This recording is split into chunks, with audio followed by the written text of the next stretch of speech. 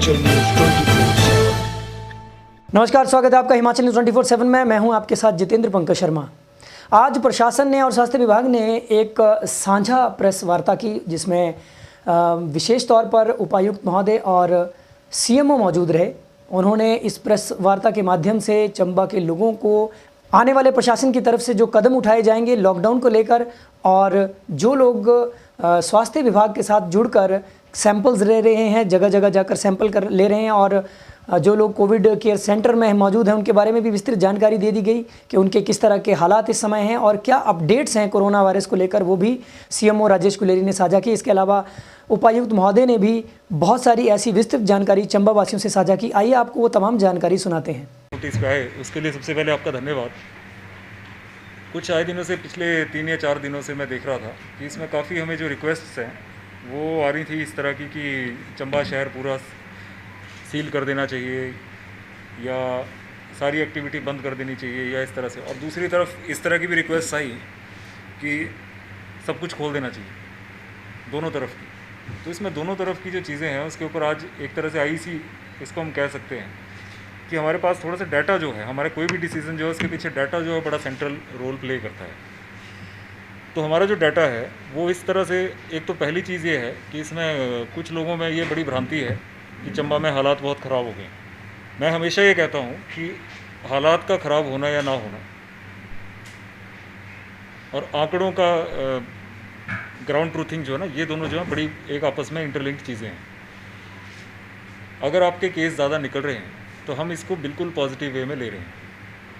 ये जो केसेस ज़्यादा निकल रहे हैं ये हेल्थ टीम की एक, इसको मैं कामयाबी कहूँगा, ये हेल्थ टीम की एक, this is a success of the health team. और ये जो दिन रात काम कर रहे हैं, आपका सबसे पहला जो सैंपल पकड़ा गया, जिसके बाद ये सारे सैंपल्स जो बाद में लिए गए, वो एक रैंडम सैम्पलिंग के ऊपर लिया गया। उसमें किसी भी तरह की ना कोई सिम्टम थे। वहाँ से जब वो आए तो उसके बाद वो चीज़ें जब की गई, प्राइमरी कॉन्टैक्ट ट्रेसिंग की गई, सब कुछ किया गया, तो उसके बाद ये केसेस निकल रहे हैं।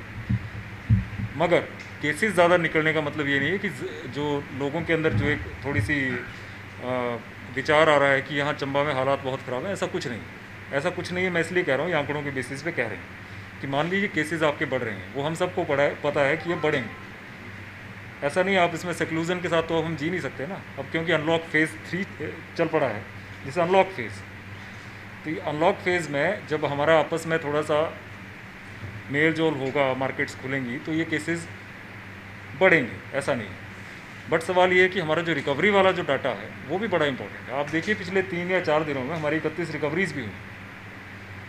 तो ये रिकवरीज़ जो है इसके ऊपर भी ध्यान देना जो बड़ा ज़रूरी है। सवाल ये था कि इस तरह का जो एक है, वो सबसे पहले जो एक आम जनरल पब्लिक में परसेप्शन है वो नहीं होना चाहिए, किस तरफ जो जाना है। जो अनलॉक की तरफ हम इसलिए कह रहे हैं कि अब आप सारे इसको बंद करके आप वैक्सीन आने का वेट नहीं कर सकते हैं, और जो बेसिक लाइवलीहुड है उसके ऊपर भी ध्यान हमें देना पड़ेगा कि लोग किस तरह से जीवन यापन कई लोगों ने करना है, जिनकी सैलरीज लगी हैं, जिनका वो है, वो तो चलिए अलग चीज़ है, बट सभी लोग जो है वो इस तरह से नहीं कर सकते हैं। सो थोड़ा सा इसमें जो बेसिक चीज़ है, सबसे इम्पॉर्टेंट चीज़ ये है कि हमें लक्षणों की समझ होनी चाहिए कि हमारे ऊपर अंदर किस तरह के अगर लक्षण आ रहे हैं तो इसका मतलब ये है कि हमारे अंदर ये संक्रमण हो सकता है। उसके लिए आज डॉक्टर साहब आपको थोड़ा सा ब्रीफ करेंगे। और दूसरी चीज़ ये है कि हमें लक्षणों से कैसे, लक्षण तो आगे वो आगे, उसकी एक तो रिपोर्टिंग करना बहुत ज़रूरी है, और दूसरा ये है कि उससे कैसे बचना है। तो लक्षणों से कैसे बचना, उसके ऊपर हम बार बार ये कह रहे हैं कि पब्लिक और भीड़ भड़ाके वाली जगह हैं उनसे बचना जो है सबसे इम्पॉर्टेंट है। और दूसरा ये है कि जो हमारा सोशल गैदरिंग्स जो हैं, अब थोड़ी सी जब ढील मिलती है तो 50 की अगर नंबर बता दिया जाता है तो लोग उसमें कई बार ये सोचते हैं कोई देखने वाला नहीं है, तो 50 की जगह उसमें 100 लोग आ जाते हैं, 150 लोग आ जाते हैं। तो वो एक थोड़ा सा ना विस्फोटक होने की जो क्षमता है वो ऐसे सोशल गैदरिंग्स में थोड़ी सी ज़्यादा है। तो इस तरह की सोशल गैदरिंग से, भीड़ भड़ाके वाली जगहों से, और जो एक जिसको हम रूटीन लाइफस्टाइल बोलते हैं, वो रूटीन लाइफस्टाइल में जो हम सोशल इंटरमिंगलिंग करते हैं उससे बचना जो है, that is the most important aspect. अगर उससे हम बच के रहते हैं तो मुझे नहीं लगता किसी को भी किसी भी तरह के संक्रमण की कोई चिंता होनी चाहिए। फिर भी जो लक्षण है वो डॉक्टर साहब आपको बताएंगे कि किस तरह का, वैसे इसमें लक्षण नहीं आ रहे हैं।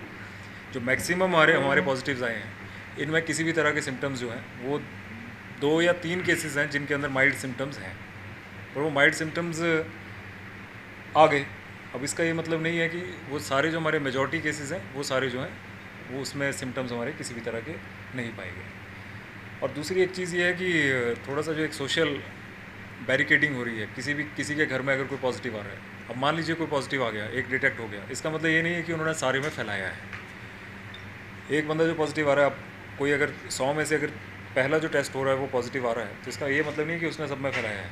इसका मतलब ये है कि कहीं और से फैल के उसमें भी आ सकता है। और कॉन्टैक्ट हिस्ट्री ट्रेसिंग भी जो है वो थोड़ा सा अब थोड़ा मुश्किल इसलिए हो गया है क्योंकि अब काफ़ी टाइम से लोग जो है इधर उधर उनकी मूवमेंट थोड़ी सी बढ़ गई है। बट ओवरऑल जो जैसा कि पब्लिक व्यू भी आ रहा है, सब कुछ आ रहा है, उसमें हमें लगता है कि धीरे धीरे हमें अनलॉक जो है एक बड़ा केयरफुल अनलॉक जो है उसकी तरफ हम सबको बढ़ना चाहिए। डॉक्टर साहब, आप थोड़े लक्षण बता दीजिए कि क्या क्या रहते हैं इसमें जो आपने देखा है। अभी तक जो कुल मामले आए हैं वो 279 मामले आए हैं और उसमें से अभी आज की तिथि में 155 एक्टिव हैं और 123 लोग रिकवर हो गए हैं। इन 155 में भी अधिकतर मामले पिछले 7-8-10 दिनों में आए हैं और इनके आने का भी कारण ये था कि हमारे एक डेंस पॉपुलेशन से कोई व्यक्ति रैंडम सैम्पलिंग में आया और हमने एग्रेसिव उनकी कंटैक्ट ट्रेसिंग की। और जैसा सर ने बताया कि हमारे काफ़ी सारे मामलों में लक्षण नहीं थे। अभी लक्षण वाले 2 मामले हमारे डिस्ट्रिक्ट कोविड हॉस्पिटल धर्मशाला में उपचाराधीन है। जो DCHC में हमने district Covid health care facility Dalhousie में है, जहाँ पे हमारे अभी 25 लोग हैं, वो लक्षणों की वजह से नहीं है, वो वल्नरेबल हैं, एज ज़्यादा है, डायबिटीज़ है, तो हम उस मामले में थोड़ा अधिक सतर्क रहने का प्रयास करते हैं कि उनमें ऐसा कोई लक्षण डेवलप हो तो इमीडिएटली डिटेरिएट करें, तो हम वहाँ पे हमारी वेंटिलेटर की सुविधा, फिजिशियन की सुविधा, एनेस्थेटिस्ट की सुविधा, वो सब कुछ है। जैसे सर ने कहा, थोड़ा चिंता का माहौल बना पूरे शहर में, ज़िला में, कि बहुत सारे मामले आ रहे हैं। मेरा ये मानना है कि ज़्यादा मामले आएँ और लक्षण ना हो और कॉम्प्लिकेशन ना हो, ये कोई बहुत बुरा साइन नहीं है। हम धीरे धीरे एक पूल क्रिएट हो रहा है जो हेल्दी लोग हैं जिनमें एंटीबॉडीज़ डेवलप होगी और सब्सिक्वेंटली लेटर स्टेज पे वो हमें इस ओवरऑल इन्फेक्शन से लड़ने के लिए हर्ड इम्यूनिटी के रूप में विकसित होगी। इस समय पे हमारा फोकस जो है वो सैम्पलिंग में भी 2 चीज़ों पर है। एक तो जो मामले पॉजिटिव आ रहे हैं उनके close primary contacts. Close primary contact का मतलब या तो वो व्यक्ति सेम हाउस होल्ड शेयर करता हो, या खाना शेयर किया हो, या 15 मिनट से अधिक बहुत क्लोज कंटैक्ट, 1 मीटर के अंदर बहुत क्लोज अनप्रोटेक्टेड कंटैक्ट में रहा हो। तो हम उन व्यक्तियों की सैम्पलिंग कर रहे हैं और एग्रेसिवली हमने प्रयास किया है, शहर में बैनर लगाए हैं कि जिस किसी को भी लक्षण आते हैं, मैंने 2 चिकित्सा अधिकारियों के जो लोकल हैं यहाँ के, उन्हीं के नंबर दिए हैं, वो इमीडिएटली उन्हें सूचित करें। हम व्यक्तिगत रूप पर भी हमको उस मॉनिटर कर रहे हैं। किसी में भी लक्षण आते हैं, लक्षण जो हैं वो क्या है, गले में खराश, गला खराब होना, गले में दर्द, खांसी, बुखार तेज, सांस लेने में तकलीफ। लक्षण आने का मतलब ये नहीं है कि उसमें कोरोना होगा ही। वो बहुत सारी बीमारियां हैं जो इस समय पे ऐसे सीज़न में अदर वायरल डिजीज़ भी होती हैं, मगर चूंकि किसी में लक्षण आएंगे तो हम उसका टेस्ट ज़रूर कराएंगे। अभी तक जितनी हमने शहर में एक्टिव केस फाइंडिंग कराई है, घर घर जाके लोगों का प्रयास किया है कि इन्फ्लुएंजा लाइक इलनेस के बहुत ज़्यादा मामले हमें इन्फ्लुएंजा लाइक इलनेस के जो सामान्य इस समय पे होते हैं उससे अधिक नहीं मिले हैं। तो ज़रूरत है कि हम एक लक्षणों के प्रति सतर्क रहें, और दूसरी ज़रूरत है कि जो हमारी वल्नरेबल पॉपुलेशन है, 60 साल के अधिक की उम्र के लोग, जिन लोगों में मधुमेह, डायबिटीज़ की या हाइपरटेंशन की शिकायत है, अस्थमा की शिकायत है, या और कोई ऐसी बीमारी जिसमें शरीर की प्रतिरोधक क्षमता कम होती है, कैंसर है और इम्यूनिटी लोअरिंग डिजीज़ हैं, ऐसे लोगों को, गर्भवती माताओं को, छोटे बच्चों को अधिक प्रोटेक्ट करके रखें ताकि उनमें किसी से संक्रमण होने की संभावना कम से कम, क्योंकि ये वो ग्रुप है जिसमें कॉम्प्लिकेशन होने के चांसेस हो सकते हैं। हालांकि अभी तक का हमारा एक्सपीरियंस है कि हमारे जितने डायबिटिक मैंने DCHC डलहौजी में रखे हैं या बाकी लोग भी रखे हैं, उनमें भी लक्षण अधिकतर नहीं आए। तो ये एक अच्छी खबर है कि लक्षण कम आ रहे हैं, मगर आगे आने वाले समय में चूँकि संक्रमण अब जैसे अनलॉकिंग है तो फैलने की तो चिंता रहेगी ही, अधिक लोगों में बढ़ेगा, नंबर बढ़ेगा तो वल्नरेबल पॉपुलेशन का भी बढ़ेगा। तो हमें as a society, as individual हमें सतर्क रहना पड़ेगा। और जो बार बार प्रशासन की तरफ से भी, विभाग की तरफ से भी फिज़िकल डिस्टेंसिंग, फेस कवर लगा के रखना, हैंड हाइजीन, कफ एटिकेट, बार बार अपने हाथ धोना, या ना पॉसिबल हो तो सैनिटाइज़र से साफ़ करना, अननेसेसरी टच कहीं ना करें।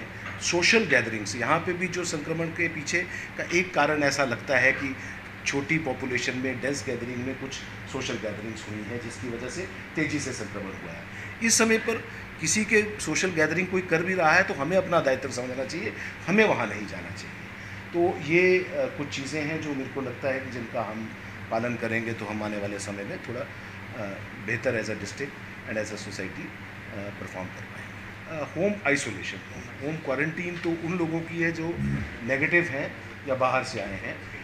पॉजिटिव केस कोई आता है और यदि वो 60 साल से कम है, जिसमें और कोई कोमॉर्बिड कंडीशन जो मैंने पहले आपसे बात की, हाइपरटेंशन, डायबिटीज़, अस्थमा या और कोई ऐसी बीमारियां नहीं है, और जिसके घर में सेपरेट रूम, सेपरेट वॉशरूम है, और जिसके लिए एक 18 से 55 के व्यक्ति, उम्र का व्यक्ति, कोई भी घर के परिवार का सदस्य जिसमें और कोई बीमारी ना हो, केयर गिवर बनने के लिए तैयार है, ऐसे लोगों को हमने होम आइसोलेशन की सुविधा दी है।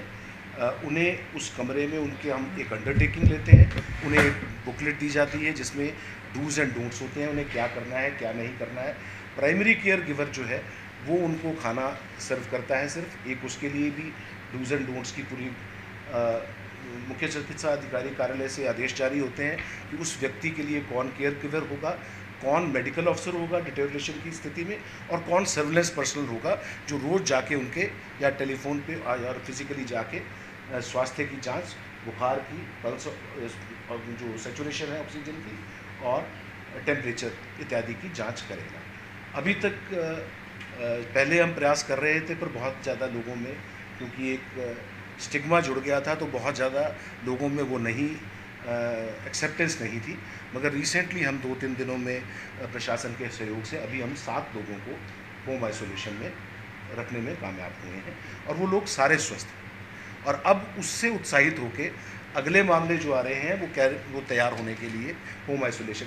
मगर इसमें हम पर्टिकुलर है कि हम गाइडलाइंस की अवहेलना, यदि किसी, हमारे पास कल परसों 2-4 लोग मामले थे जो कह रहे थे नहीं जी हम घर में रहेंगे, हमारे पास बाकी व्यवस्था है, पर उनकी उम्र ज़्यादा थी, हाइपरटेंशन थी, तो हम उन लोगों को ऑप्शन अभी तक नहीं दे। देखिए, मेरी नज़र में ऐसा कोई मामला आया नहीं है। यदि कोई व्यक्ति मेरी डेफिनेशन में कंटैक्ट में फॉल करता है और यदि और जो डेफिनेशन है उसमें फॉल करता है, तो ऐसा कोई टेस्ट होगा तो वो तो लीगल बाइंडिंग है। मेरी नॉलेज में ऐसी बात तो नहीं लाई गई। प्राथमिक तौर पे मुझे पता लगा था उस परिवार में मृत्यु हुई है, पर जो हमें पता लगा वो बताया गया कि घर में मृत्यु हुई है। और जब तक हमें पता लगा तब तक 6-7 दिन हो चुके थे, तो हम और कोई एक्शन, हमने उनके पूरे परिवार के टेस्ट जरूर लिए, उसमें कुछ व्यक्ति पॉजिटिव आए हैं, उन्हें हमने अप्रोप्रिएट फैसिलिटी पर।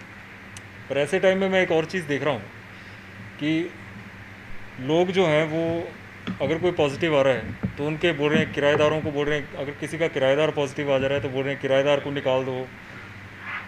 और मतलब ये थोड़ा सा एक ना गलत सिग्नल जाता है कि हम सबको, अगर किसी के घर में कोई पॉजिटिव अगर कोई आ भी रहा है तो इसका ये मतलब थोड़ी है कि वो अछूत थोड़ी हो गया है वो। वी शुड हेल्प देम, और इसकी स्टिग्मेटाइजेशन ना करके। अब बात ऐसे है कि वो लोग, अब जैसे आप देखिए वो सरू में भाटी जी आए तो उन्होंने वहाँ जाके वो पूरा पॉजिटिविटी के साथ किया, तो ऐसा भी कुछ नहीं है कि आपको एकदम ही किसी का डिप्रेस कर देना है, क्योंकि पॉजिटिव जो आ रहा है वो तो थोड़े दिन में नेगेटिव हो गया, उसके बाद वो इम्यून हो जाएगा। जो बाकी लोग हैं उनको खतरे की भावना तो उनको है ना, जो बेसिकली पॉजिटिव नहीं हुए, डरने की ज़रूरत तो उनको है, उसका डिसीजन करते हैं ना। बट मैंने आपको बता दिया कि बाज़ार बंद करना जो है ना, ये कोई सॉल्यूशन नहीं है। बात ऐसे है कि अब हम ये कह रहे हैं कि कोरोना में जैसे कई पॉजिटिविटी रेट अगर बढ़ भी रहा है, तो आप सारे का सारा बंद कर दोगे तो जो लोग बेचारे डेली अपनी दिहाड़ी पूरी करके, जो शाम का बेचारे 400-500 रुपये कमा के लेके जाते हैं, बच्चों को खिलाते हैं, कुछ घर का राशन लेके जाते हैं, उनके बारे में भी हमें सोचना पड़ेगा। और दूसरा ये है कि सारा बंद करने से ना एक थोड़ा सा साइकोलॉजिकल इम्पैक्ट ये होता है कि लोग ये सोचते हैं कि बस जी, अब किसी के घर में कोई क्रिटिकल बीमारी वाला है, वो सोचेगा कि मैं बाहर ना जाऊँ, अब किसी को बीमारी है, किसी को कुछ लेना है, किसी को इमरजेंसी है, कई तरह की दिक्कतें सबको आती हैं। तो ये इस तरह का माइंडसेट कि सब कुछ ही बंद कर देना है, ये मेरे ख्याल से इसका सॉल्यूशन नहीं है। इसका सॉल्यूशन ये है कि हमें इसके साथ जीना कैसे है।